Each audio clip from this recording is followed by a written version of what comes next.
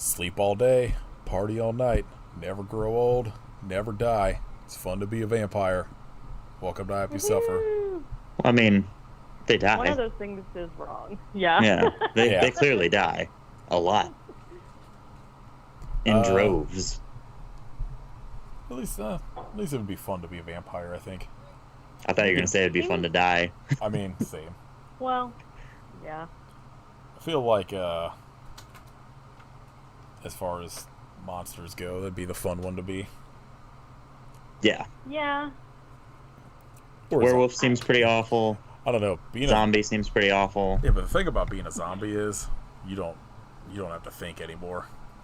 That's true. Just hanging out, being brain dead, and eating. Just suck them brains. Take it back. Sounds terrible Being a to zombie just, seems like, pretty good. Still be existing like that. So I would rather be a cool immortal party vampire situation. Get a cool mullet. Not that I would be partying, but definitely cool mullet, really cool sparkly jacket patchwork thing going on. Sick cave to live in. Yeah. I'd love a cave. Cave does sound pretty nice right now.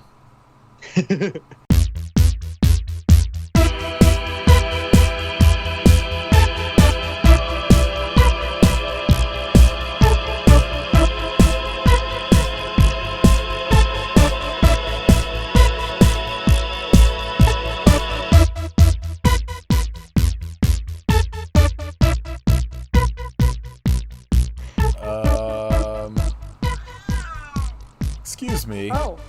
Pro cave. That's a pro cave meow if I ever heard one. Welcome to episode 213 of I Hope You Suffer. Sure. Ooh. My name spooky. is Alexander Winter. I'm Michael. I'm Corey Haim's Nanook. girlfriend. Corey Haim's girlfriend Nanook. I think we should do like the Lost Boys does and see how many times we can say Michael this episode. Okay. Michael. Well, we will, because you know what? I took a tally of how many times someone says the word Michael this time around, because I've always Oh my wondered. god. Because anyone who's watched so this much. movie, literally, it's like the majority of anything anyone ever says. Every And sentence that Kiefer Sutherland says has Michael in it somewhere. once or twice. Same with Star. Same with Lucy. I didn't count any The dog. time someone... The dog barked Michael. I heard it. I didn't count anytime someone said Mike or Mikey, which was mostly Sam. I strictly counted Michael, and I promise you that I didn't get every single one, because there's a few times when there's chanting, but then there's also cry little sister going on, and so it's hard to keep track. I will post the picture of the tallies. I'm not even kidding. My count today, official, 100 times. 100 times someone says Michael. Listen, it's not all about Michael, okay? Michael's not really even that cool. Do you think this movie says Michael more or less than a Halloween movie? More, way more. As many times as the entire Halloween franchise, I'd wager. I would put money on that also. Well, I feel like Rob Zombie's first Halloween probably has it more. Those don't count. Because Those aren't real movies. yeah, I don't know. I guess if you didn't put it together, we're talking about From Dusk Till Dawn. We're talking about Yes. The Lost Boys from 1980 something. Let's say 87. 87. Oh yeah, good year. Yeah, it's a movie. Listen, I saw you give it a 3, and in my book, that is a gold star. So I'm... Yeah, it's a movie I enjoy, but I will say I don't have the love for this movie that the rest of the horror community has. It's totally fine. I don't have any issues with it. It's just not a movie I ever was like that attached to. Yeah. I obviously love it. It is like actually in my top 4 on Letterboxd, which I never change. So it's like one of my favorite movies ever. It's probably like one of the movies I've seen the most because I had a period. I've talked about this before where I had periods where I used to, like, when I, before I was like married and like lived with another person that could see what I was doing, I used to like rewatch the same movies like every single day, and this was one of them for a while.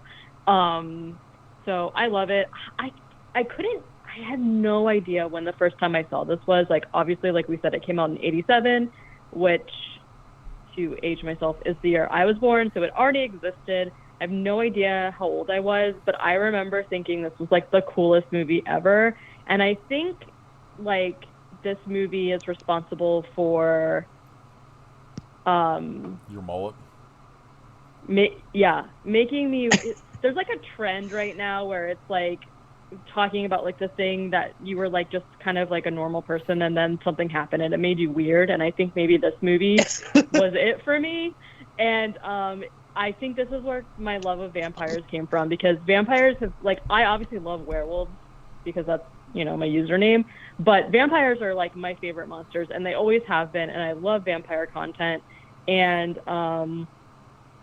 so this is very much like a comfort movie for me, obviously. I love the soundtrack. I think the only movie soundtrack that I like more than this is the Donnie Darko soundtrack.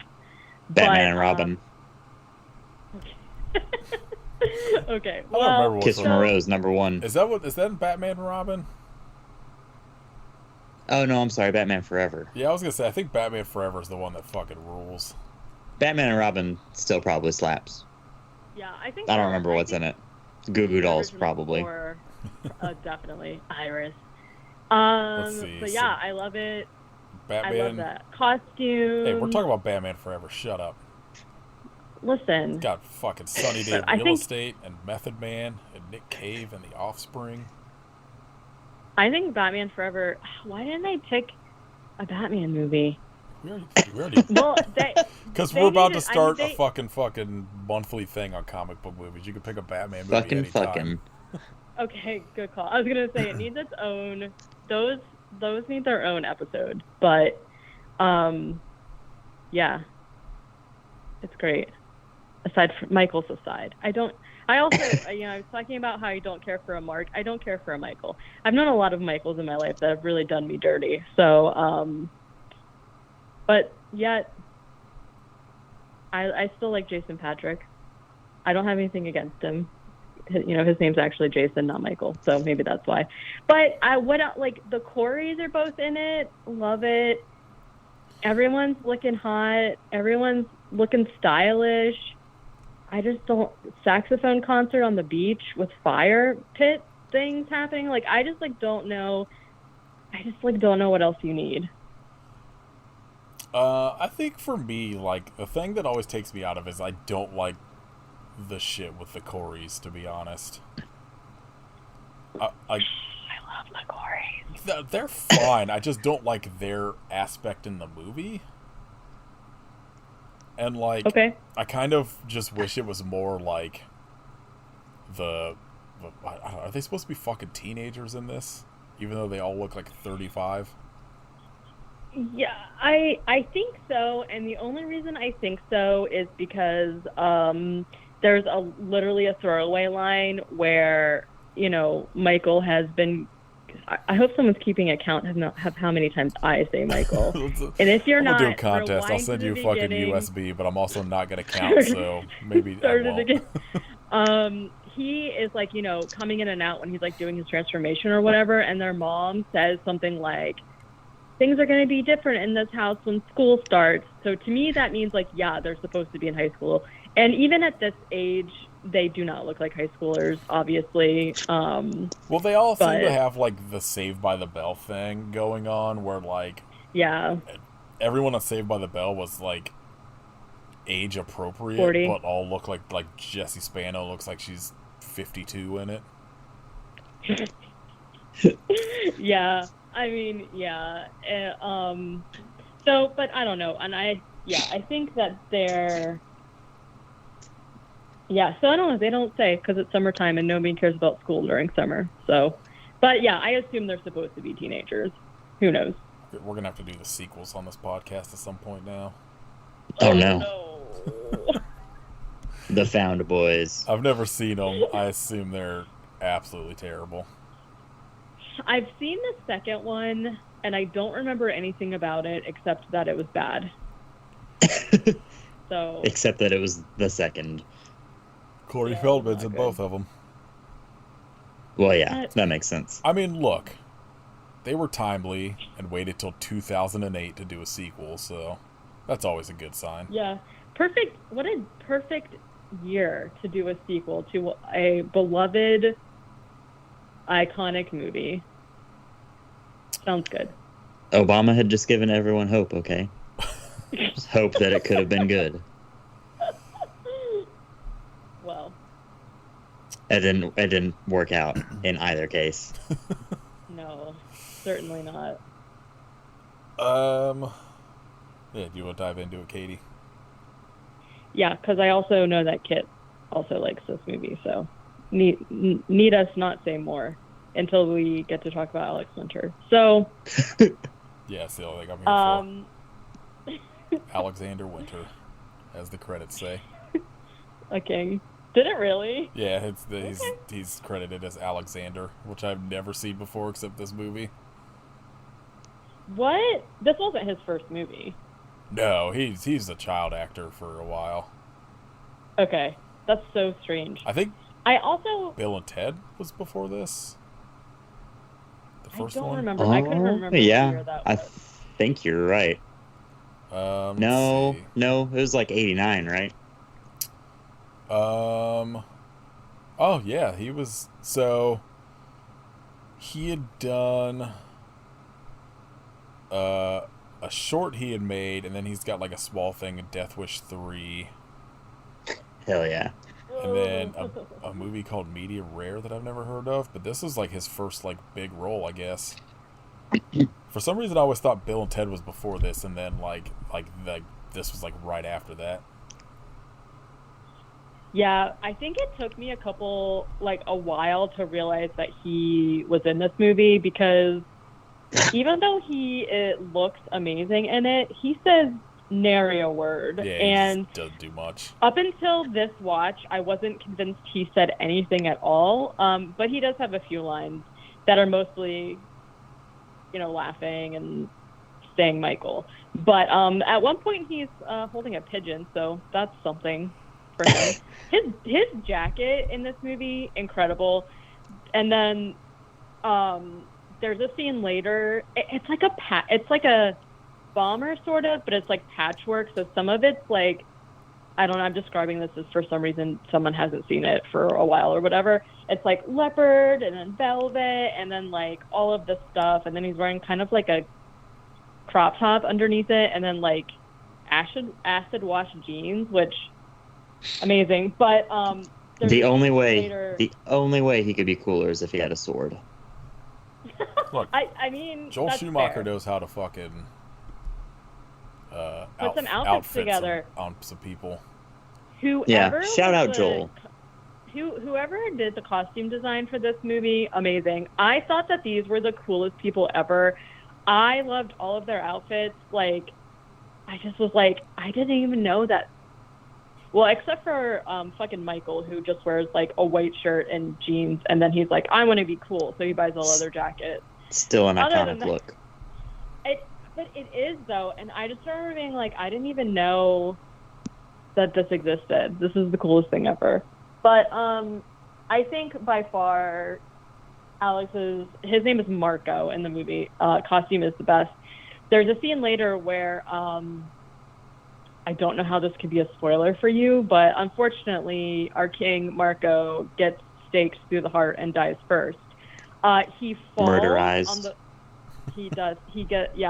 He falls on them and like convulses a little bit, and then I don't know if anyone notices this, but when they leave the cave afterwards, all of them are just like covered in sparkles, from like his costume, and it's hilarious. We stand the king. Okay, we'll Alex talk about Winter, it more come on the later, I'm sure. podcast. Yes. We'll talk about Freaked for like 6 hours.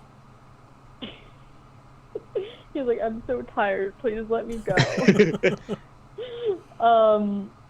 Okay, so the movie starts with kind of like one of the things that I like that they did about this movie too is that like if you don't know somehow that it's vampires going in, they do all these like sweeping over shots of things that's supposed to like simulate the vampires flying or whatever, but you don't really know that until later.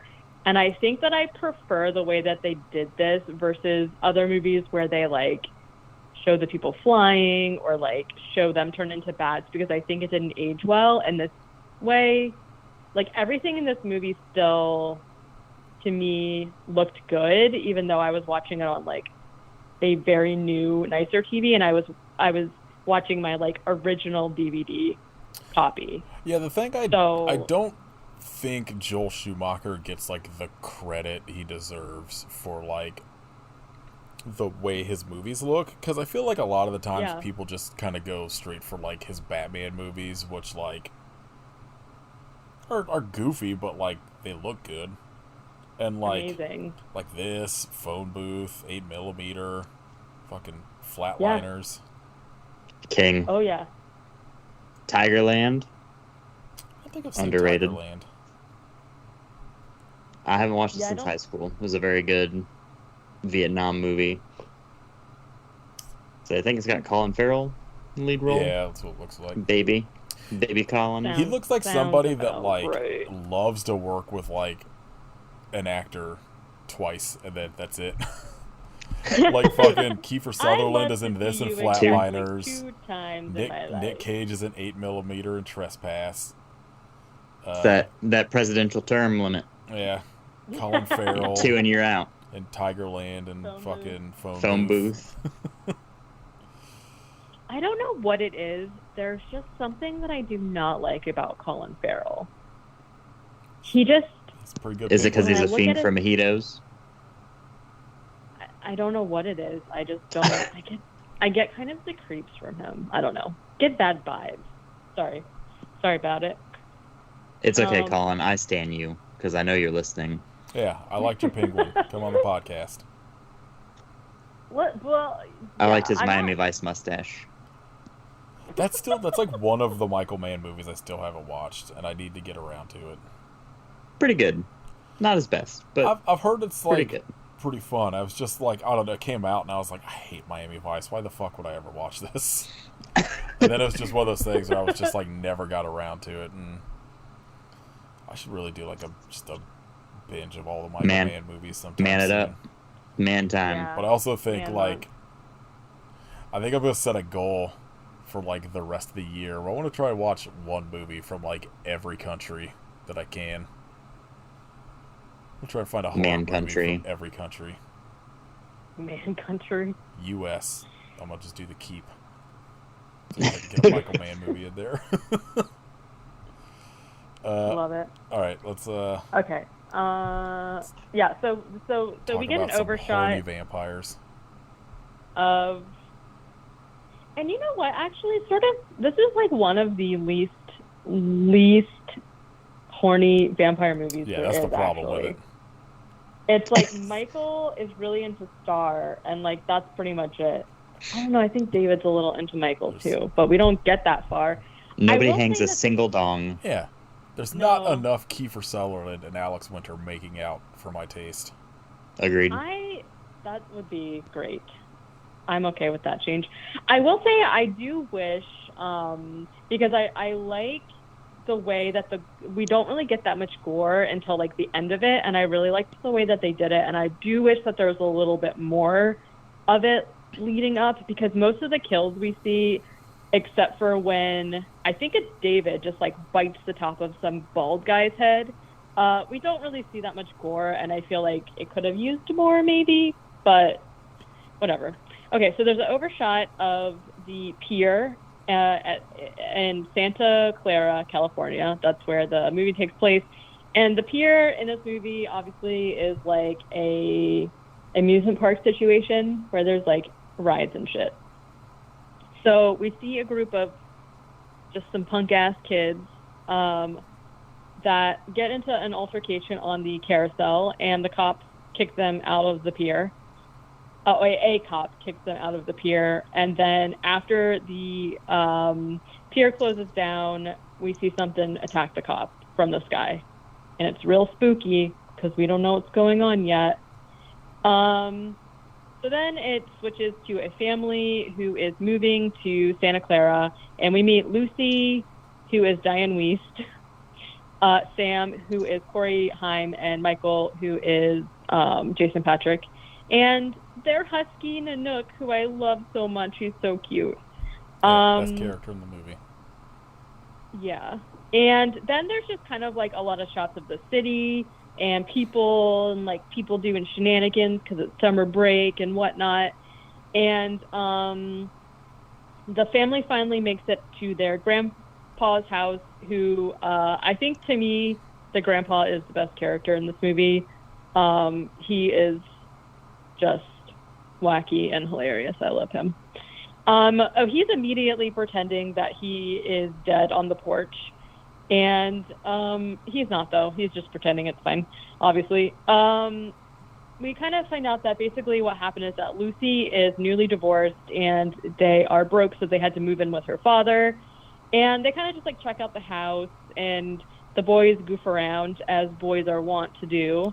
And they talk about how Santa Carla is the murder capital, which I relate to because I have lived in a few murder capitals, unfortunately. But I'm okay. That's weird that it changes every time you go somewhere, Katie. It's very just strange. A weird phenomena. I know. You've never seen the Capitol and me at the same time. So then we just, cut to obviously the best scene in the movie, where we get the amazing saxophone guy concert. Yeah. Idea. This movie. They should have done like a New Jack Wrestling match and just had the saxophone guy play throughout the entire rest of the movie while everything was going on. And he's like following everyone. I would have loved that. Just in the background, like, oh, he's still there. It's midnight. He's going hard with the baby oil. He is so glistening. He is like pumped up, glistening. There's he's surrounded by fire. Around him. Yeah. Honestly, I'd be so sweaty. That chain necklace, I'm bringing that shit back. Do it. That's what should have taken over like the late 90s, early 2000s instead of those stupid ass ball necklaces. Yeah. But no, everybody had to be fucking listening to Hoobastank or fucking whatever. Hoobastank. I love that saxophone guy is like still around and thriving. I don't know anything about him as a person, but I know that he's what's the cameo? Oh, cameos, and I think he goes to concerts and stuff. So I think that's so fun. This song is one of my favorites, and then the other song is the one that's like the Lost Boys song. Those two songs without fail will like pump me up to do anything. I will like listen to them at the gym. I was gonna say, the thing that like this movie needed that it doesn't have in that scene is the saxophone should just look like a Coca-Cola label that just says "fuck cancel culture." like Did you see that, Kit? Yeah. Fucking morons. The singer for Disturbed posted a picture, and it was like, guess their guitar player's new guitar. That's just the Coca-Cola fucking label, but it just says "fuck cancel culture" instead, and it looks so shitty. It's awful. Right. It makes so much sense that Schecter guitars would be the ones to be like, yeah, cool, let's do it. Fucking bunch of nerds. So dumb. And people were just like, oh man, this is so fucking sick. edgy. Got him. Yeah. Rack 'em. Now I'm Take gonna go that, listen. cancel culture. Now I'm gonna go listen to the absolute worst music Fuck it. ever made. Between that and the Jordan Peterson video where he's like, "Up yours, woke moralists." He's such a fucking dummy. Oh my god. What a week. What a 24-hour span on It's Twitter.com. So funny, like watching people that are just now hearing his voice for the first time. It kills me every time. Have you watched the video game edits? No, So that- I hear the only clips I've ever heard from him end up being like from like on podcasts where they're like making fun of him and shit. So they edited in that clip into Command and Conquer Red Alert. So it's just like someone playing the game and they got beat, and then it has the little like transmission pop up, but they put him in there, and he's like, "Up yours." I want to hear him. I need to hear him yell space as weirdly as possible. Yeah, space. It's a fucking like imagine getting fucking banned from Twitter for refusing to delete a tweet because you put Elliot Page's name as like their dead name, and you're just like, cancel culture's gone too far. I gotta go to Daily Wire Plus. What a dumb sack of shit. I hate him. All these people are the fucking worst. Imagine paying for Daily Wire Plus solely to watch Jordan Peterson videos. Yeah. What a fucking terrible time to be alive. The woke moralists. Somebody just posted a fucking in my group DM. It's a picture of Kirk Van Houten that just says, "Up yours, woke moralist. We'll see who cancels who." Oh my god. Incredible. Anyways, we digress. But we are back Yeah. at Did we get off topic? So Jordan Peterson's playing saxophone. you. Don't. It is I Don't. still believe. Oh my god, come on. this fucking Kermit the Frog voice. It does sound like Kermit the Frog a little bit. So yeah, they're at this like sick ass saxophone concert. And this is where Michael sees Star for the first time, and she is dancing in a way that tells me she can't actually hear what music is happening. I love that shit in any And- movie. What a sick burn. What is her name? Jamie Gertz? Is that her real name? I might have got it wrong. I do not know. Yeah, I don't know if I know who she is Yeah, outside of this Jamie movie. Gertz. She was in. She's been in a few things, and she starred on this TV show that was called like. Solar I Babies. can't remember what it's called. No. Did you say Solar Babies? Yeah, it's one of the movies she's in. No, she was A in a classic. TV show that was like a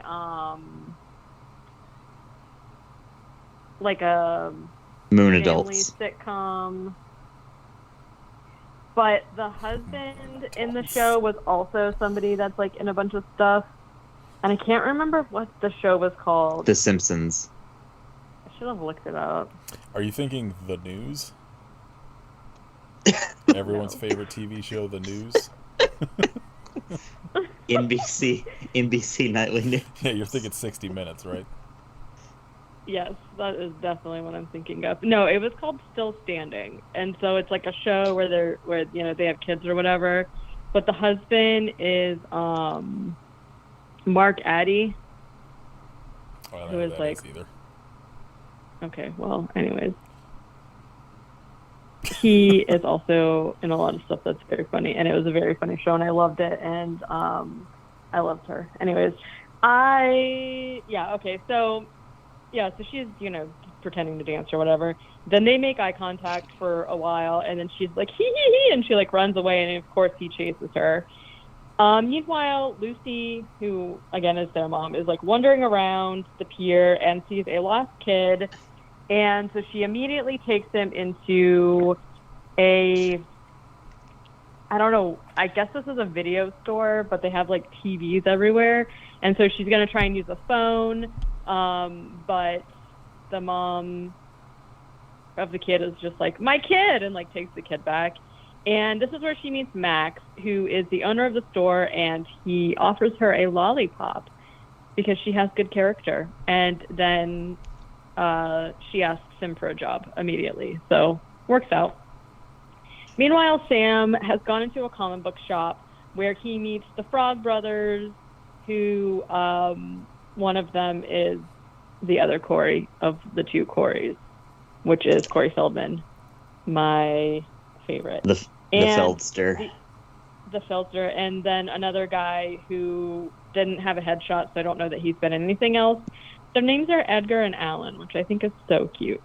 And they're basically like kind of skeptical because his outfit is insane, and they think that he's like a, I don't know. I was gonna say, I don't know like what the term was for it then, but they think he's like a rich, fancy guy or whatever. And then he tells them what for because he impresses them by saying that he owns a Batman number 14, which there's only 4 that exist, and he owns one, and he's trying to buy the other 3, and then they're just like, whoa, that's a very serious book. And it's very ridiculous because they're children. Batman 14. I have no idea. Then he also criticizes the way that they have their comic books organized, and I'm like, bro, they're 14. They don't know what they're doing. Anyways. First article when I looked up Batman number 14 is how Batman number 14 became a very serious book in the Lost Boys. Yeah. So it's not actually serious, I guess, I assume. They'll figure it out. Okay. The brothers give Sam a comic book that is called Vampires Everywhere and tell him it could save his life. A little on the nose here. I also tried to look up if that was real, and it seems like maybe not. I saw one article that said something about how it was a comic before comic books were comic books, and so it's out of print now. But then everything else just referred to it as a Lost Boys prop, so I don't know. And he's like, I don't like Huawa comics. He doesn't talk like that, but he should. An entire movie where everyone talks like that. It's gonna happen. We'll like Donald Duck. I'll do. So Michael has been following Star like a weird creeper, and she sees him getting on David's bike, and both David and Star kind of smirk at him and ride off on David's motorcycle. Then we see a couple in a car get attacked, and it's pretty crazy because something literally rips the roof off of their car, which seems unnecessary, but if you can do it, I guess, why not? The next day, Sam goes back to the comic book store, and they're just like kind of cryptic. They're like, notice anything different about this place? And Sam's like, no, what the fuck are you talking about? It's just filled with guns. There are cannons everywhere. Store now. And then they're just like, there's things going on here, and this store is just a cover for, because we are, I don't know what they say, something stupid, but then they don't actually come out and say like what they're doing. They're just like really vague about it, about justice and the American way or something like that. And he's like, what are you talking about? And then they give him another comic book that's called Destroy All Vampires. And it has their number on the back, and they say, pray, you never need to call us. And he's like, believe me, I will. Because they're weird. They are very weird. Then Michael buys a leather jacket and is thinking about getting his ear pierced, which seems really aggressive considering as he just met, he didn't even technically meet Star yet. He saw her across a saxophone concert and then thinks that she's with David, who has the earring and a leather jacket, and he's like, I'll just get my ear pierced. It's no big deal. He's just going to slowly become David. Literally. He's going to take his face. His hair the next day. Ooh, a face-off situation. Okay. I like it. So All right. this book has nothing to do with anything. It's just like a weird fucking line thrown in the script. Like the book exists, but like it's There's not. nothing special about it. Yeah, like it's just like a weird. It's a book that has 3 different mini stories in it, and it was like made during World War II. So it's got like a one where Batman and Robin beat up Nazis, and apparently one Right. where they sentenced the Penguin to death for some reason. And it's like not Okay. like it's like there's more than like 5 copies in existence, and it's like one of those things that's just like a weird fucking nerd thing they tried to throw in to like make it sound Like he's a nerd. yeah, but apparently Yeah, it plays into the sequels somehow. Oh no. Oh. Okay. Like I well, get like because Corey Haim dies, in between the fucking 40 years or whatever they waited to make a sequel. pour one out. I guess it showed that like Corey Feldman's character was willed the comic book, so the comic book like was in the sequels and shit. Like it's just like some weird thing in these movies. Oh, that's sweet. Yeah. Yeah, Michael buys a leather jacket. He's gonna get his ear pierced, and then Star tells him that it's a scam. Which, like, you either get your ear pierced or you don't. I don't know. I was She like, said how's she that can a pierce it for scam? him. I don't know. He should get his butt But cheek pierced. I will pierce your butt cheeks Yeah, together that's for you. like That's the Steve-O. move. Yeah.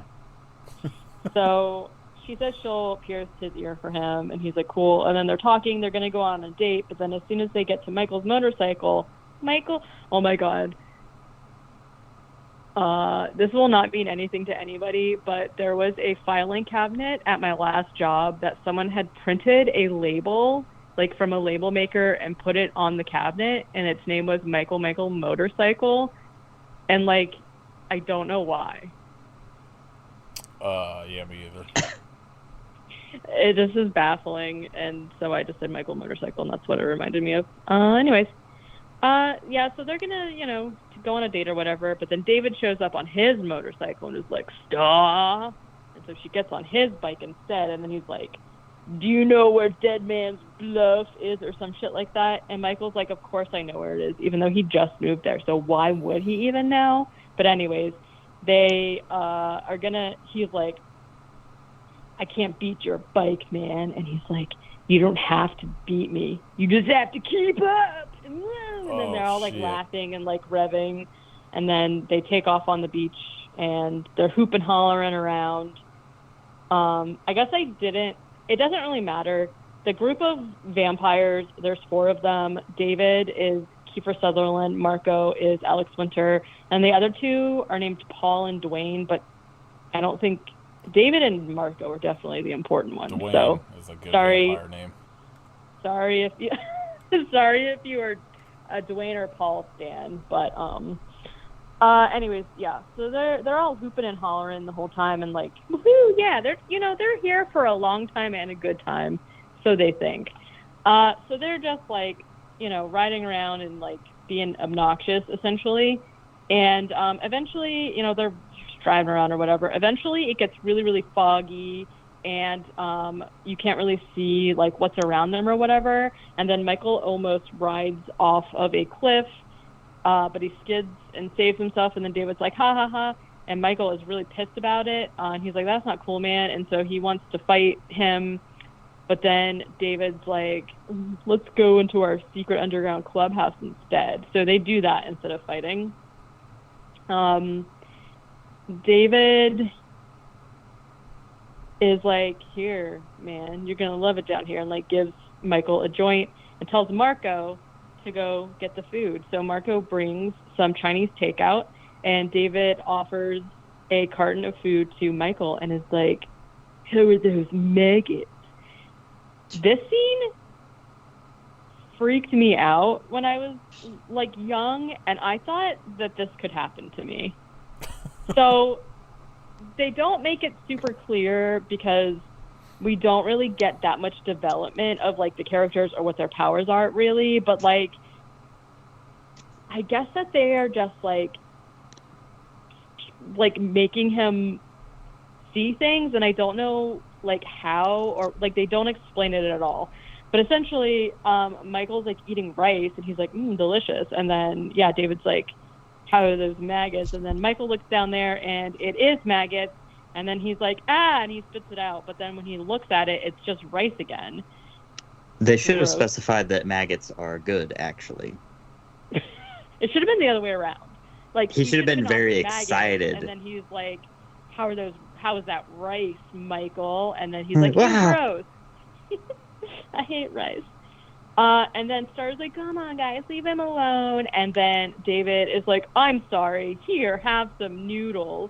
And then, like, hands him another container, but it's actually worms. And then just Michael's kidding, it's poop. Out. You idiot. Kidding, it's my dick. That's the porn version. So then,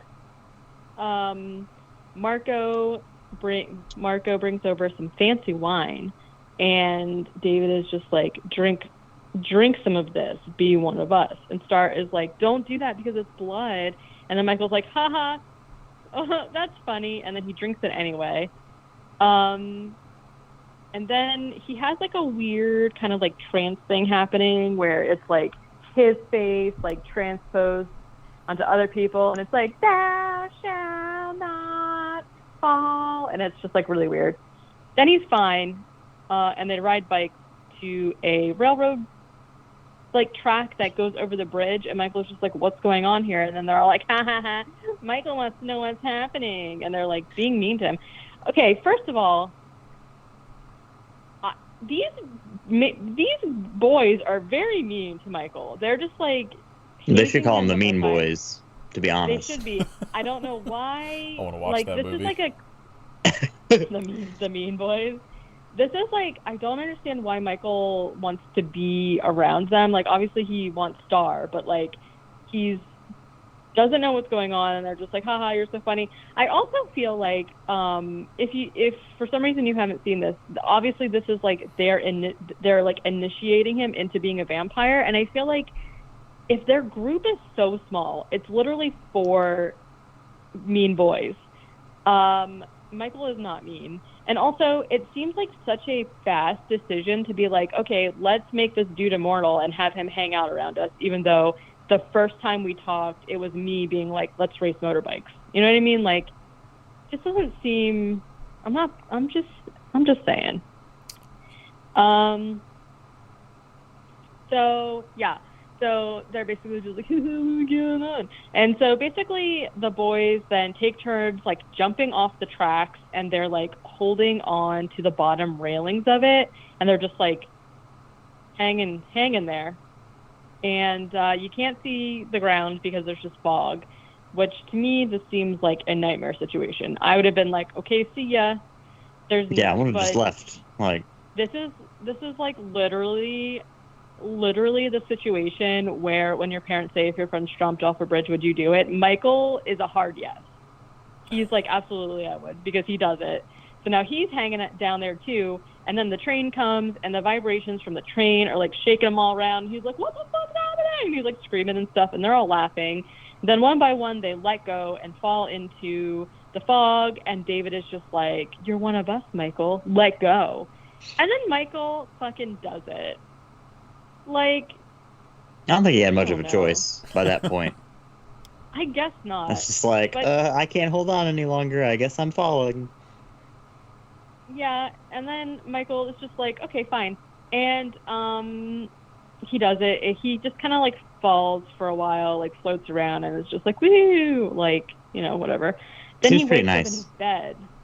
Yeah, it was fine. Like, I don't. It's kind of drifting down into your bed. Yeah, like that. The next day at 2 p.m., Lucy calls and asks Michael to watch Sam because she's going out to dinner with Max after work. Grandpa is taking a taxidermied dog to the widow down the street, and he leaves also. Yeah, very. There's like this, obviously left out a bunch of stuff. There's like this whole bit with the grandpa, and he keeps like giving Sam like taxidermied animals, And obviously they freak him out, and it's like pretty Shit funny. rocks. And also, I What a agree, sick I do grandpa. He also has a room that's just like an entire huge dining room table with like animal bones on it, like an Very entire room cool. of animal bones. He's just living his best life with his double stuffed Oreos and his root beer. Yeah, and so then there's like just a moment where the boys are kind of like terrorized by the mean boys riding around on their motorcycles and like flashing lights in the house or whatever and being like, ha ha, which I gotta say, yeah, very annoying. I do not like the sound of motorcycles revving around. And then when Michael opens the door, the noises are gone. It's completely dark. There's nobody there. And they're just like, what the fuck was that? I don't know. So then, unbothered, Sam goes to take a bubble bath. And he's just singing, having a good time, you know. Michael kind of is weird and, like, starts vamping out a little bit. And he starts creeping up the stairs to, I guess, like, eat Sam or whatever. But Nanook, faithful, beautiful husky, is triggered by Michael looking all crazy and attacks him. And Sam is kind of like, what did you do to my dog? Like, what the fuck's going on? And Michael's just like, his hand is like bleeding. He's got like an open wound, and he's just like, I didn't do anything to him. He was protecting you. And this is when they notice this honestly is like the only thing in the movie that doesn't look super great. And it's just that they notice that Michael's reflection in the mirror is kind of fading a little bit. And it's just like, obviously, It's getting Back to the Future. That's what I was about to say. Yeah.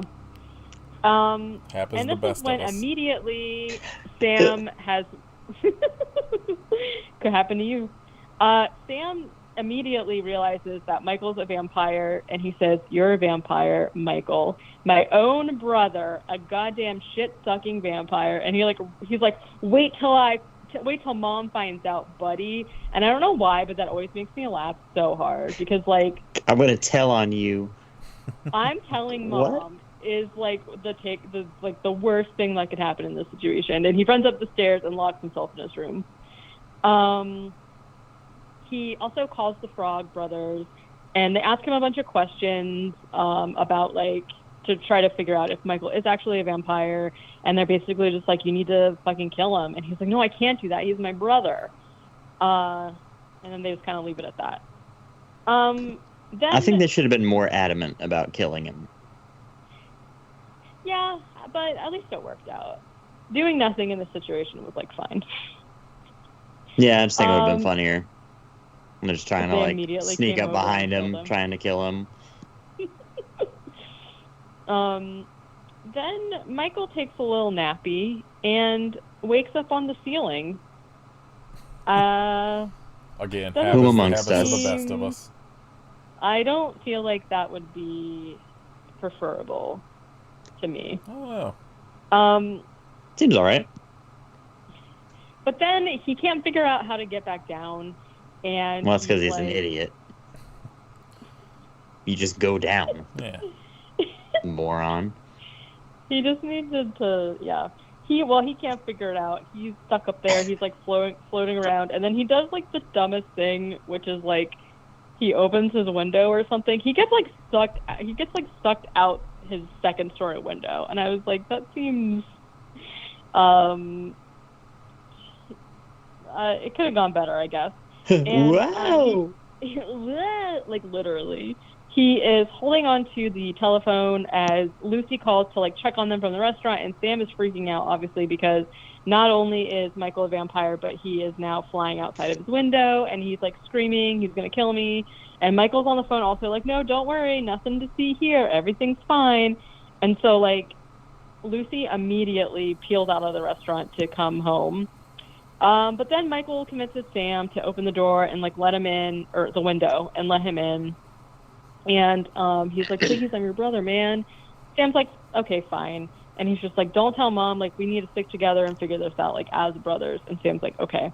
So Lucy gets home, and Sam is just like, sorry, I got scared by reading a comic book.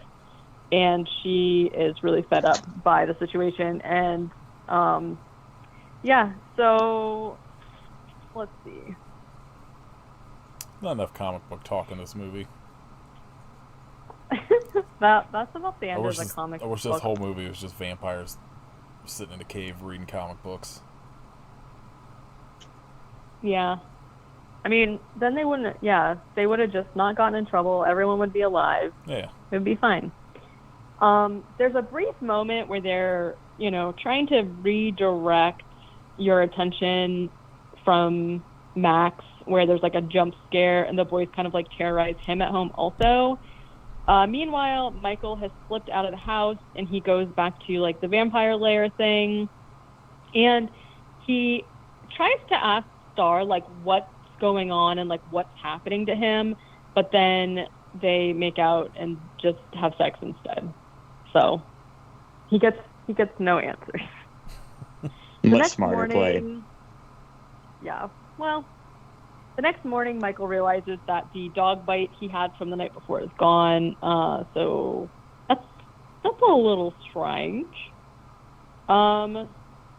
The next day, like, Lucy tries to bring Max a bottle of wine to, like, apologize for running out on him in the restaurant and, like, nearly escapes getting attacked by his dog Thorn, which is also, weird because Thorn is a very cute, nice boy normally. Then Sam tells the Frog Brothers about, like, what happened with Thorn and, like, all of this other stuff. And he says that he read in the comic that if they kill the head vampire, then all of the other vampires that are just, like, half vampires, like Michael, will be saved. And Sam, deduces that Max is probably the head vampire. So that night, Lucy is cooking dinner. And when Michael leaves, to go chill with his bros or whatever, he opens the door and Max is there. And, like a fucking idiot, he invites him in. Yeah, dummy, don't you know that's not how vampires are supposed to work? Especially, I feel like especially when you use the phrase, he says, like, you're the man of the house now, so I won't come in unless you invite me, which, rude, Grandpa's there. Isn't Grandpa the man of the house? Also, then Michael says, you're invited. And I was like, that's a red flag, bro. Come on. Anyways, he's in the house. He's in there now. So Sam has invited the Frog Brothers to dinner also, and then during the dinner they do a bunch of tests on Max to try and find out if he's a vampire, like giving him a bunch of garlic and throwing water on him and whatnot. And Max passed all the tests. And he ends up leaving because, they dump water on his crotch. And, so I guess he's not a vampire. I don't know. Michael is down at the pier again looking for Star, and David is just like, if you ever want to see Star again, you better come with us. So the boys go to the beach where they are watching a bunch of people like at a bonfire, like having a party or whatever. And this is where the vampires finally reveal their ugly, freaky vampire faces and attack the people. And this is where I said, I think it's David, literally just bites the top of someone's bald head. And I was like, ew. I mean, I guess it's like biting into an apple, I guess. But it's basically they just like massacre them. And Michael is like super grossed out. It feels like the same thing, like idea of just like biting into a cantaloupe. Just like the outside, with like the peel though. Yeah. Gross.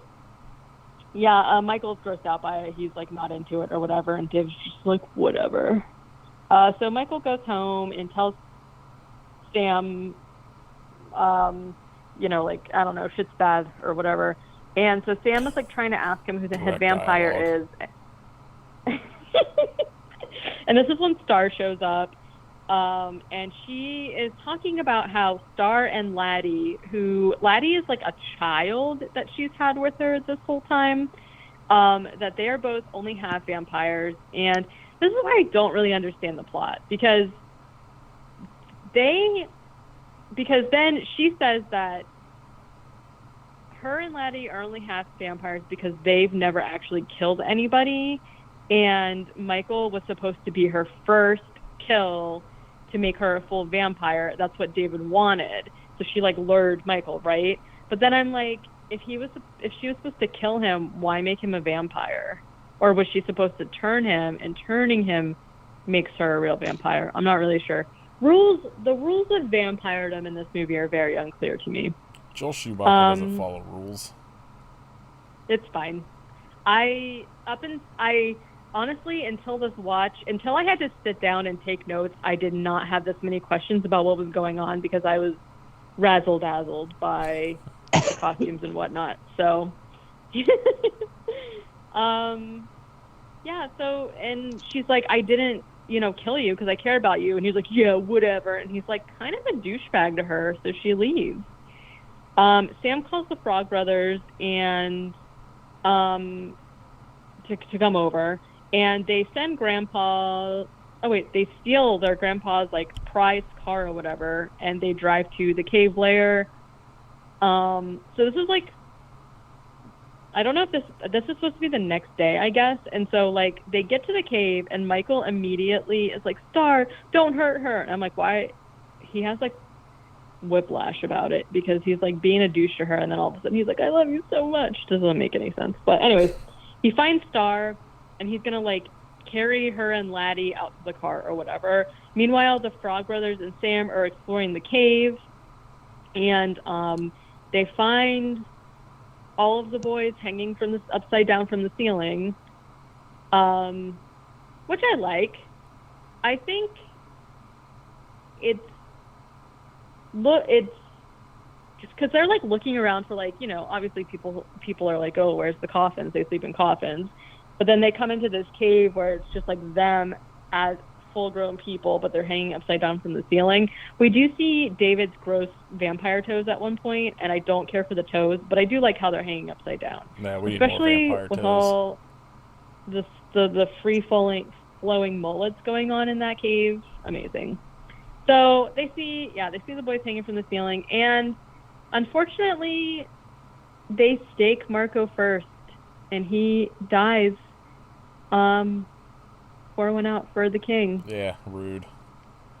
It's pretty gross. Should have been the He's sole very survivor. goopy. I agree. He's goopy and slimy, and again, he falls on them and then gets sparkles all over them, which I just love. He's the original sparkly vampire. David wakes up while this is happening, but only David, and he chases the boys. He gets a hold of Sam, but then they're able to like pull his hand into the sun, and it gets burned. And I don't know why, but I really like the detail here of him like getting his hand burned, and then he just has like a single tear running down his cheek, because like I imagine that would hurt pretty bad. Yeah, It don't seem great. Yeah, like your skin spontaneously bursting into flames. Yeah. And then he's just like, tonight, you. Aqua Teen Hunger Force. So basically, they get back to the car. Laddie, Michael, and Star are just like passed the fuck out because they cannot stay awake during the daytime, but they can be in the sun, obviously, because they're still halfies and half vampires. I don't know if halfies is a bad thing to say. So half vampires.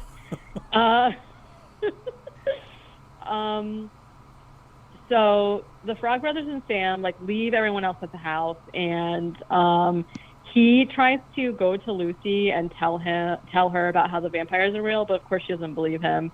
And then one of my favorite scenes is that they bust into a church while somebody's child is getting like a baptism, and they like steal holy water from the fountains while everyone's just like staring at them, and it's just very funny.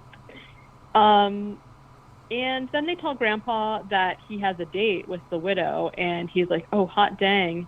And so he leaves, and so then there's just like a montage of them like vampire trapping the house. It's a trap party for vampires. So that night, the boys wake up, and this is where we see David's gross vampire bat toes. I don't care for them. Yeah, we need more of them. I'm not really Sophie. sure how he's supporting his entire weight with clothes up there, but He's had a lifetime to work out. Work out he's them got toes. really, yeah, his toes are ripped. Muscular toes. Meanwhile, Lucy is at Max's house eating dinner, and she like starts to tell him about like what Sam was talking about. So Sam and Michael, yeah. So basically, the house is all booby trapped or whatever, and they're waiting for the boys, the mean boys, to come. And Sam realizes that Nanook is outside, so Sam and Michael go out there to save him, and they get chased by the vampires. When they come inside, Dwayne immediately busts through the fireplace. So I don't know if it's just because, like, why, I don't know. Anyways, he can come in. They can all come in the house, apparently, without being invited. Yeah. If you break into it. Yeah. Like, if you just burst through the wall, that's fine. Technically, You're breaking the barrier. But that's actually still you coming in uninvited. Right? Nah. That's literally the definition of entering someone's house uninvited. Coming in. Not if you're Especially costumed as the busting through the Kool-Aid wall. Man. Oh, that's true. Well, Loophole. If you're cosplaying, it's fine. If you've been invited once, can you just does the invitation stand forever? Yeah, but the boys weren't invited. Only Max was. Yeah, but if he's invited in, can he invite the rest of them in? I don't think so. I could be wrong, but again, I don't think that's the way it works. What if he had recorded him saying you're invited in, and he played it? Yeah. All right, that's fine. He made like a videotape and played it at his door recorded it. Yeah. All right, that works for me. I'm fine with that. Sneaky. Yeah, Dwayne busts in through the fireplace. Everyone runs upstairs. The Frog Brothers immediately turn on Star and Laddie and try to kill them and are like chasing them. This is when Paul pops out. And they have like a bathtub filled with like garlic water. Gross. And he's like, haha, garlic won't kill me. And they're just like, how about holy water? And they like splash them on his face. And his face starts melting. And then Nanook runs in and pushes Paul completely into the bathtub. And he gets very melty. And then his bodily fluids start busting out through the sink and shit. And that's got to smell so bad, right? It's like a melting dude in your bathtub. A melting dude that only eats other dudes. So yeah, I feel it's also like black. It's very disgusting. I love it. David.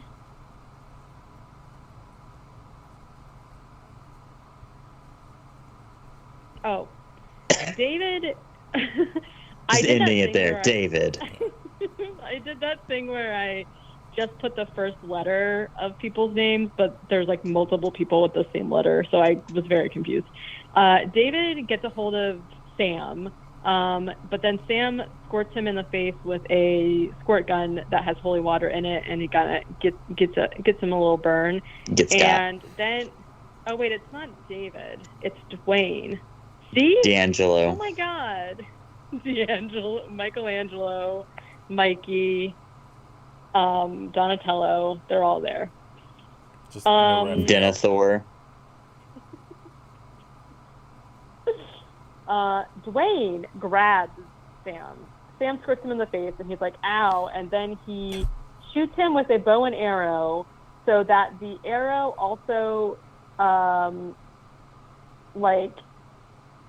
goes into the stereo that's behind him, and he gets electrocuted, and then his head explodes. Again, very cool. And then Sam says, "Death by radio." Got him. Stereo. Death by stereo. Okay, this is when David finally pops out, and he pushes Michael down the stairs. Then he does this thing where he's like disappearing and like popping in and out and sucker punching him and stuff or whatever.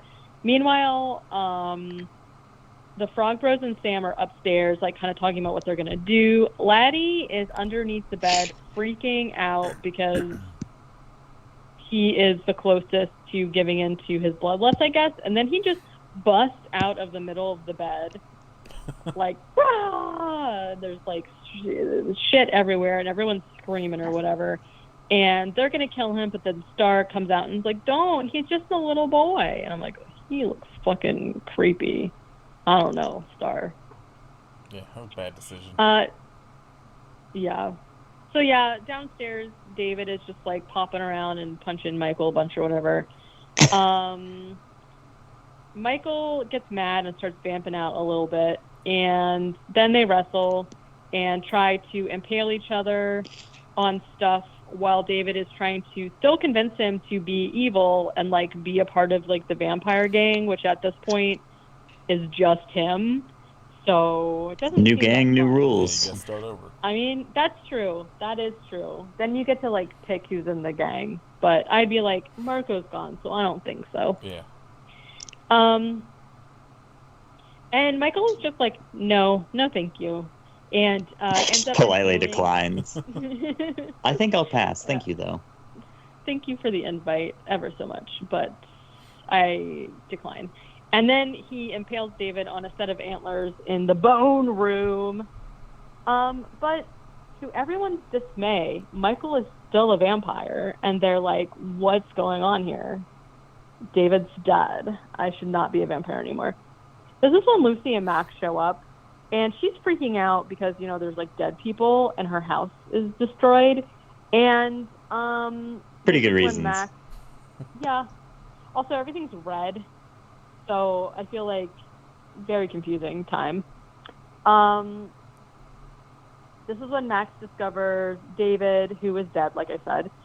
Max is just like, wow, this is my bad. Whoops. And Lucy is like, what? And he's just like, yeah, my boys have been misbehaving.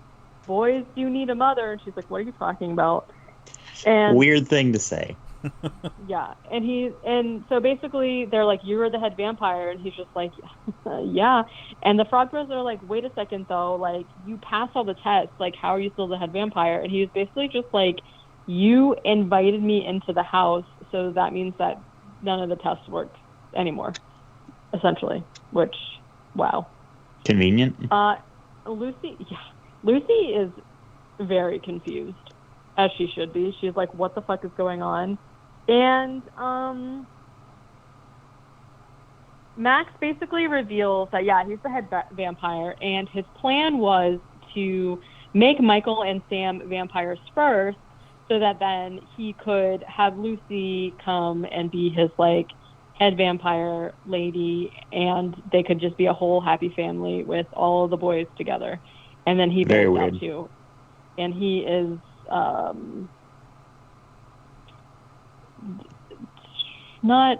he vamps out. And then everyone tries to fight him, but they're like getting overpowered because, you know, he's a head vampire or whatever. He's also very tall. He is a very tall guy. And so he's just like ragdolling them all over the place. Max basically grabs onto Sam and is like threatening to kill him if Lucy doesn't like give herself over to him or some shit. And so she's about to do it. And then you hear La Cucaracha playing on a car horn, and it is the grandpa who has returned, and he just busts through the front of the house in his van, or his Jeep, and impales Max, who bursts into flames. So, More movies not should a have great car day. horns playing La Cucaracha. And I Agreed. love how they had it play normal. It was like dun, dun, dun, dun, dun, and then it just gets like funeral organ and very loud sounding, like as he actually busts through the house, and it just was it's crazy. So he you know, bursts into flames. Luckily the house isn't really destroyed from it though. They're all fine. No one's a vampire anymore. Everyone's normal, and they're just like, oh my God, what just happened? And then the grandpa goes in and gets himself a root beer and says, one thing about living in Santa Carla I never could stomach, all the damn vampires, and they just blank stare at him, and then it's the end. Yeah, it'd be like, this is the first time we're hearing about this. Like, Perfect who ending. the fuck? I love it. I love it so much. It's just my favorite. It's funny. I just can't say enough good things about it. Even though I know I just started picking it apart, but you know what? It's fine. Needs more Alexander Winter, if you ask me. I agree. I do have to say, I do love Kiefer Sutherland as David. I think he is a great leader, but I do wish the other vampires did more stuff than just being like, bye, Michael, for 100 times in this movie. But I mean, it's whatever. I feel like the movie is paced in a way that doesn't really leave a lot of time for developing them, I guess. I guess there could have been less Frog Brothers stuff, but like I said, I do enjoy all of them. I like all of the characters. Yeah, I feel like I would like it more without the Frog Brothers, and it was just more vampire shit. Yeah, because I think obviously, if you're gonna say there's a main character in this movie, obviously it's Michael. But I think that they tried to. They do just a few times.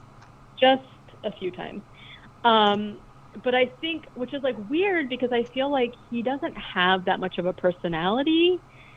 If you ask me, it's the only thing he does is he's just that girl's pretty, let's get together or whatever, and then he starts chasing her, and that leads to him being a vampire. That's it. He doesn't really ever have to come to terms with what's happening. He just acts like he's confused the whole time or whatever. And then you have Sam, who actually has a personality, but I think that they tried to give him just as much screen time as Michael, but his side story was just not as important to what was happening, kind of, if that makes sense. Yeah. So I don't know. But again, I still think it's a perfect movie, and I wouldn't change anything. Obviously, I would add some stuff if I would 2 more want hours. more time with. Yeah, yes, please. 2 more grandpas. More saxophone guy concerts. We needed a full music video. More Alex Winter, obviously, and double grandpa. But other than that, I need at least a 30-minute scene explaining how they all got into this house without being invited. So that's why I'm I don't know. That's why I said the rules of being what a vampire is in this movie are not very clear, which is fine. You don't have to always lay them out. It's fine. And I'm wondering if that they're trying to say because they invited the head vampire in, yeah, that extends it to everyone, but that also goes against what we think of as canon with vampires. So it's confusing that they don't explain it, but whatever. Well, okay, so he does say, you invited me in, so that means that you're powerless. So I guess, yeah, that would mean that they're all allowed to come in, but I don't know. Yeah. I'm gonna tweet at Alex Winter and ask him. He will just continue to ignore me. All right. News. Alex Winter, ask him if he still has the jacket from this movie. I think someone's asked him that on there before, and I think he said no. I can't remember. Yeah, I mean, I don't know how old they would have been when this movie came out, but I feel like this maybe was one of those movies that they kind of didn't think was going to do well at all, and probably mainstream it didn't, but it's got such a fan base now that I feel like maybe at the time you just don't really, you're just whatever, this is just a random ass movie I'm doing, you know what I mean? You don't keep stuff. I don't know how common that is for actors to keep stuff from their movies. It depends. It's I think it depends on what level you're at, and if you can manage to sneak away with stuff. Get away with sometimes. it. Yeah. Yeah. Okay, so I only saw a little bit of news. A lot of it was just, of course, very stupid. I saw that there is a new Tubi original starring Kane Hodder that's called Toe. T-O-W. Not T-O-E. toe on your foot. Where he plays a toe. I don't know anything about it. I did see that it is already out on Tubi. I have tried to watch a few Tubi originals, and they just don't go very well, so I don't know.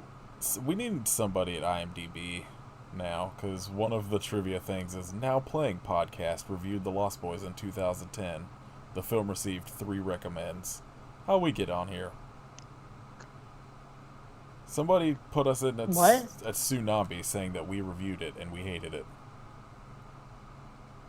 What? Yeah, IMDb, one of the trivia things is that a podcast reviewed it and that they liked it. That's really weird. Also, Ben Stiller tried to be in this movie, apparently. I hope it's Kiefer Sutherland. Who was he trying to be? It just says that he auditioned. Are you kidding? I don't know, it just says he auditioned. Oh my god. Could you imagine? I wonder if he was gonna do for Michael. Maybe. Sure. I personally enjoy Ben Stiller, but no, absolutely not. I'd watch it. I want this, but his character from Zoolander is the character he's playing in this movie. But it's Michael. Okay. Yeah, I don't know about that. There's going to be a new... I feel like I always talk about new, comics, and then I never actually see any of the comics, but they're going to be doing a new adult horror comic book that's going to be written by R.L. Stine, but the original Goosebumps artist, I think his name is Tim Jacobus. I don't know if I said his last name right. Original artist is going to be involved, which I think is awesome because I love I love that art style. And then the third season of the Are You Afraid of the Dark reboot is coming out July 30th on Nickelodeon, and it is going to be called Ghost Island. I have both seasons of the reboot, and I haven't watched either of them yet. I don't know how I feel about it, but I need to just sit down and watch them. I mean, it's a formula that's probably pretty hard to fuck up, but... Well, so I think my issue with it is that they did sort of what the Goosebumps movie did. Okay, so if for some reason you haven't seen Are You Afraid of the Dark, the premise of it is that a bunch of kids get together around a campfire and tell a story. So they are not in a supernatural world. They are just themselves, and they're telling each other stories. And then the story that you see is the story they're telling. So it's like a reenactment or whatever, which is what I like. But the reboot, I feel like, specifically, I know for the first one and the third one, is that this supernatural stuff is happening to them, which changes the formula. So weird. So it's kind of like a Scary Stories to Tell in the Dark situation where, in that movie, the scary stories are happening to them. So, I don't know how I feel about that. I guess I should just, watch them instead of continuing to buy them and then not watch them. But, I don't know. It might be okay. Maybe. James Caan died today, 2 Yeah, hours before was Terrible. recording. I'm so sad. Everybody should go watch Santa Very Slay. sad. Watch the opening to Santa Slay 6,000 times in a row.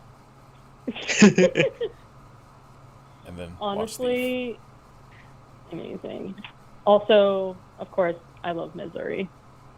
Oh yeah, I forgot he's the guy in Misery. The guy. Yeah, I think to me, that's like one of his most famous roles, but I guess maybe not. I know he's in The Godfather. He was in Rollerball. He's in. Hell To yeah. me, also, this is by far not one of my favorite movies, or even whatever.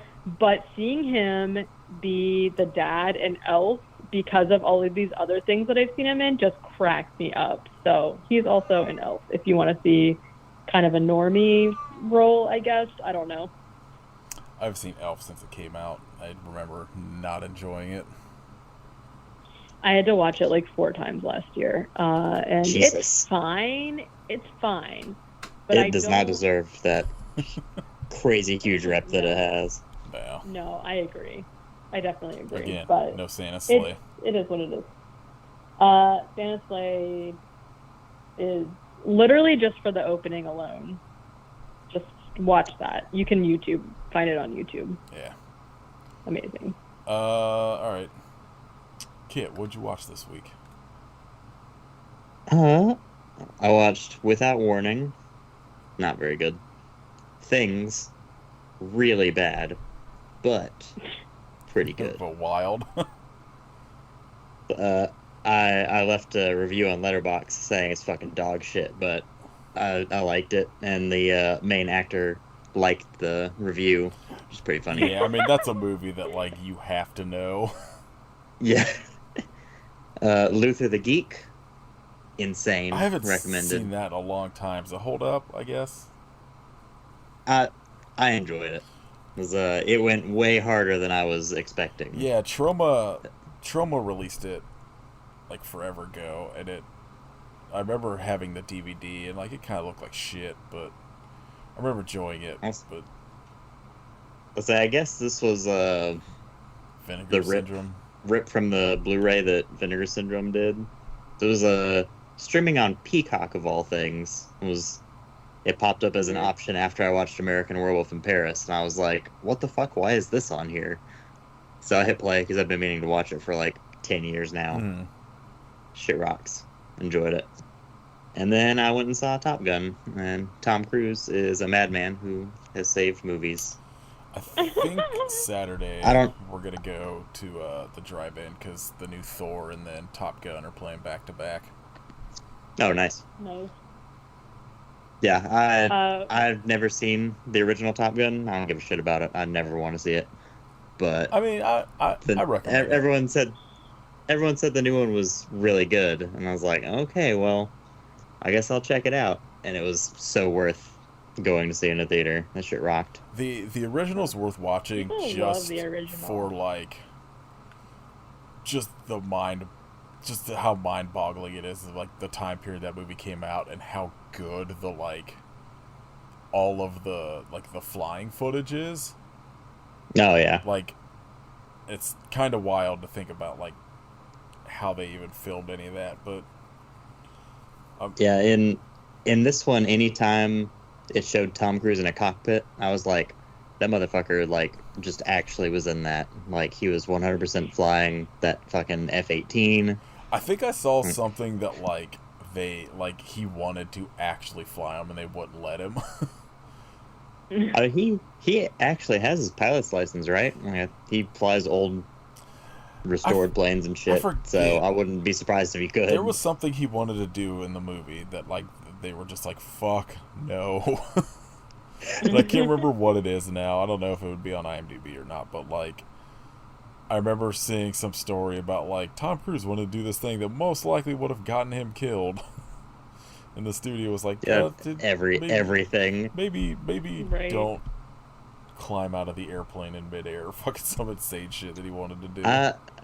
Did you see the picture from the new Mission Impossible where he's doing exactly that? No, but I'm not surprised. I can't wait. What about you, Katie? I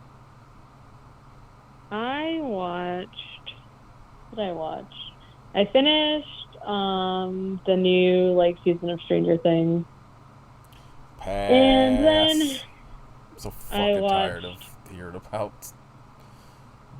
middle-aged women being like, I want to fuck this Eddie Munson guy.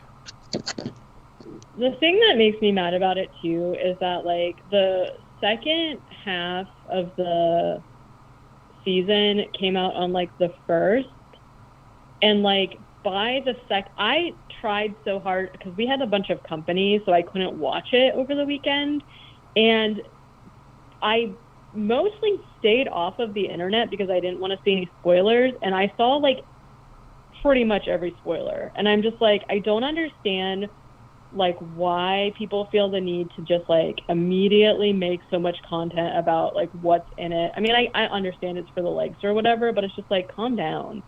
Like, there's other things. Like, and I'm like speaking as somebody who likes Stranger Things. I just think there's like way too much hype and like internet stuff about it. It's like almost everything was like Stranger Things this or that, and I'm just like, other stuff happened and whatever. Anyways, like overall, I liked it. Definitely wasn't my favorite season, but I'm looking forward to them finally like wrapping up what's happening, and I think I actually really liked the twist from this season, so I don't know. Was the twist you discovered and Metallica? Yes. Have you heard of them? They're so metal. I don't know. Oh my god, the fucking Metallica and then the Kate Bush stuff. I'm like, people don't. Okay, I don't believe that people don't know what Metallica is. I feel like it's probably like younger people. Oh, Metallica's not a band that like, I'm sure, you know, they're not like everywhere like they were when, you know, we were kids. Right. But then it's also like people being like, I listened to Kate Bush already. And it's like, fine, good for you. Now she's making the song that they had in the season is now like her most popular song ever. Well, and she wrote it in like the 80s. So like, I don't think it was the top song, but it is now. It had to have been. There's no way Running Up That Hill was not her #1 song before. I don't know. I literally had never heard a Kate Bush song before that, and I liked that song, and then I tried to listen to her other stuff, and it is just very much not for me. But I'm just like, I don't know. Anyways. Then I watched a movie on Netflix called There's Someone Inside Your House, which... Was there someone inside the house? Only like one time. There was That's disappointing. startling, literally almost nobody died inside a house. I wasn't really sure what to expect. It's from 2021, and it's kind of like, this is like weird to say because they came out with the Scream, but it's kind of like a modern Scream where like, I don't know, it's just like really meta, and it was not good. Like, I don't recommend it. There were like some cool kills in it, but overall, yeah, almost no one died in the house. And I knew who the killer was very early, which stupid. Then I watched another movie, which also was on Netflix. That other one I think was a legit like Netflix original, and I'm not sure if this one is, but it was also from 2021, and it was called No One Gets Out Alive. And it's basically about this woman who immigrates to America and moves into this like boarding house, and weird shit happens.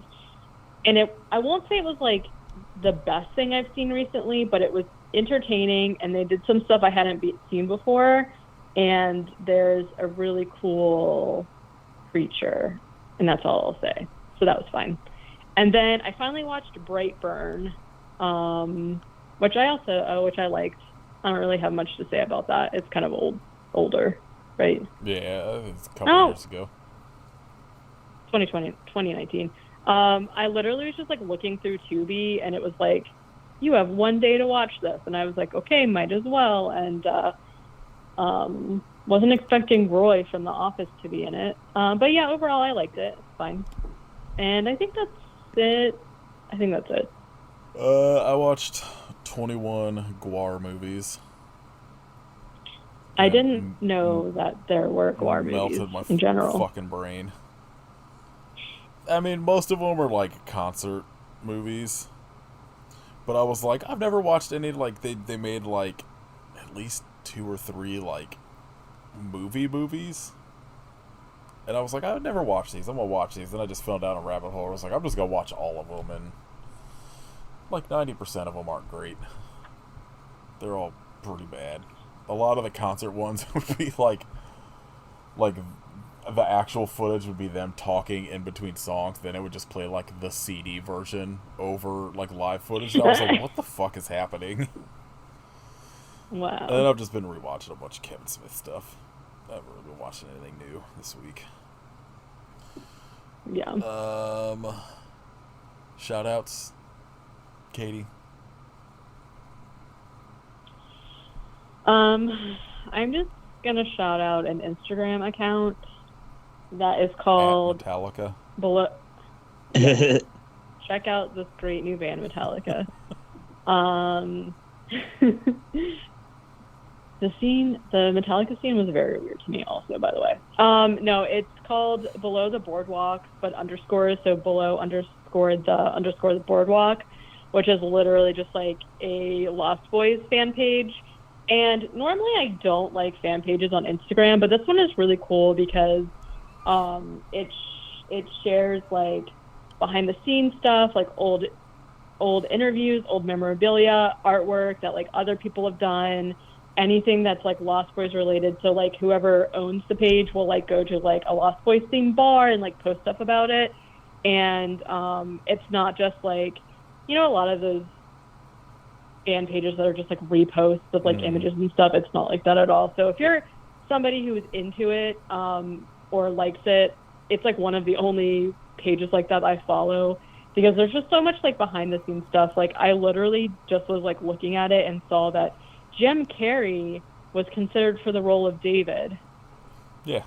Put that on a list of things I never want to see. Could you imagine? Oh my god. But anyways, 6 out of 5 stars. The person that 20 out of 5 stars. The person who runs it, like, obviously is very much like just like does a good job of like finding stuff that like I've never seen other places on the internet. So yeah. All right, what about you, Kit? I'm gonna say Thief. Everyone go watch Thief. Yeah. Thief rules. James Caan rules. Yeah. That's it. Fuck. I don't know. I've literally I don't want to recommend Guar because I don't know what. Oh my made me end gosh. up watching all that shit, but that's pretty much it. like, They made Lost Boys rubber duckies, and they're so cute. shout out is King Nothing by Metallica. Shit rips. Banger. And Frantic. Best My song. shout out is Well, second best song 20 to the Ja Rule versions song.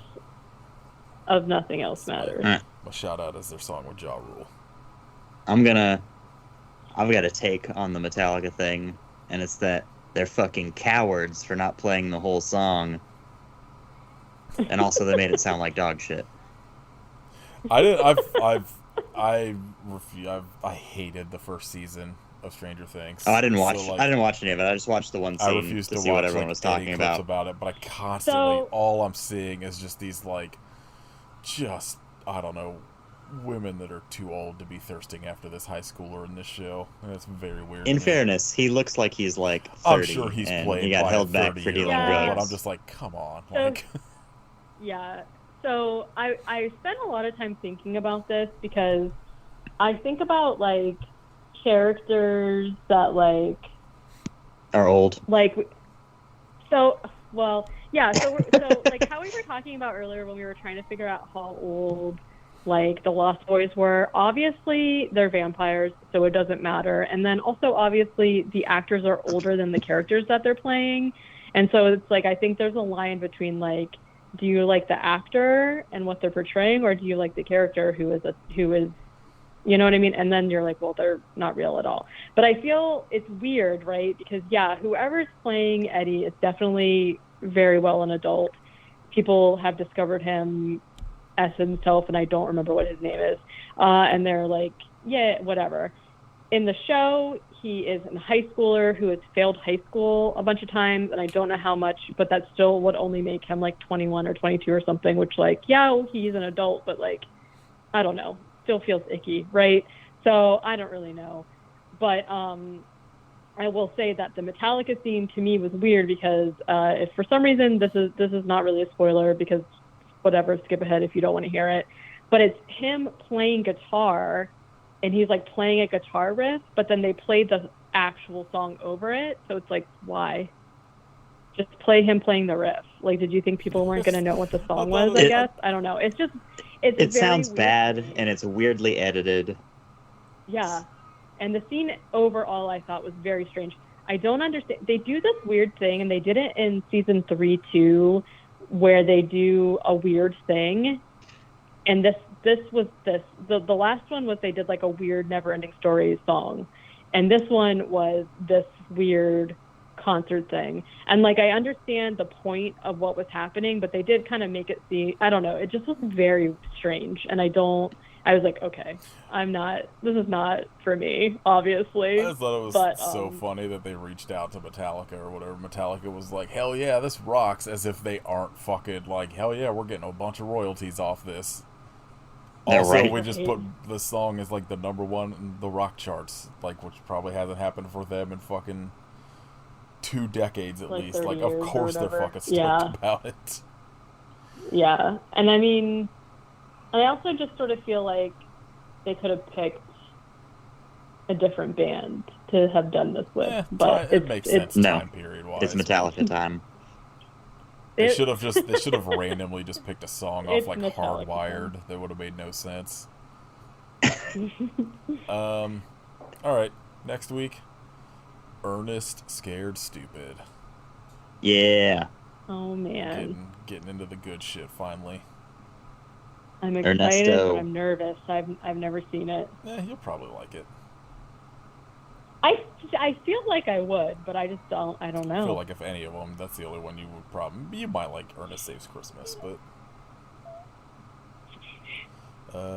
we'll see. I feel like Ernest Goes to Africa is probably problematic. Or Africa. Honestly, yeah. Africa is surprisingly less problematic than Joins the Army. So that makes sense. Ooh. Well, I'm gonna pick Hubie Halloween. Hell yeah, I'm in. You already picked your movie, so now Kit has to pick Hubie Halloween. Deal. Oh shit. So yeah, that'll be next week. Xerxes is back. Is that streaming anywhere? Like, I think it's Hubie Halloween? Yeah. It's on Netflix. Okay. It's on Right. Hoopla, but I believe it's also on YouTube. Okay. So we'll Okay. figure it out. If you would like to support us, you could join our Patreon at patreon.com/IHopeYouSufferPodcast.